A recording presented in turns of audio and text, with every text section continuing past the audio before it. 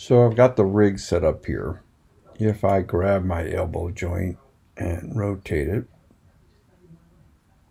I can rotate it. And I notice that when I do that, I'm rotating in the x-axis, okay? I'm sorry, the y-axis. And I can tell that because of the values that are changing over here. So how did I get this to come up? So I've got the left elbow joint or olecranon selected. You might be in your channel box. There's the label. You can also see it here in my outliner. I'm going to select the attribute editor, and looking at all the items that I can see in the attribute editor, I'm looking for the one that's called limit information. And from there, I'm looking for the rotation. Okay, so you can see that just by doing what I did, I changed, it's telling me that the rotation is now negative 104.29 in the y-axis. I'm going to set that back to 0. So this is the rotation of the joint when we added the ulna and radius to it. Okay, so I purposely, if you remember, I purposely put those two forearm bones at a bit of an angle to try to ensure that the joint, when I constructed it, understood which was the forward direction. Okay. Now, if I turn this, because I know I want the arm to be able to flex. Okay.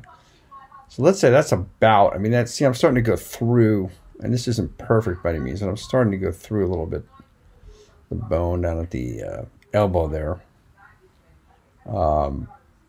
But it at least gives me a pretty close approximation. So you see I'm like about 142. So I'm just going to make that a negative 143. So that's a small number, right? Negative number. So you can see here there's a minimum column and a maximum column. This is the current value. So the other two axes are both at 0. And this is the rotation limit. So what I'm saying is, okay, here's what I want to do is limit this flexion to that value. So I'm going to click the arrow and then click the little box next to the Y. It says, okay, so there's the minimum rotation. Now, if I put this back to 0, and then I extend the arm, well, you can extend it a little bit. I mean, you can't dislocate your elbow. So I'm going to say that is my maximum rotation. So because it's a positive value, 9.92 is greater than that negative value. So the software sees that. So now what I've done is I've said, okay, no matter what I do, if I rotate this, I can't go past those limits. Now the other thing I'm going to do while I'm here, because the elbow can only rotate in one axis, it's not like the shoulder joint. It can only rotate in this one axis, like the knee, okay? I'm going to make its minimum and maximum rotation in the X and Z axes 0.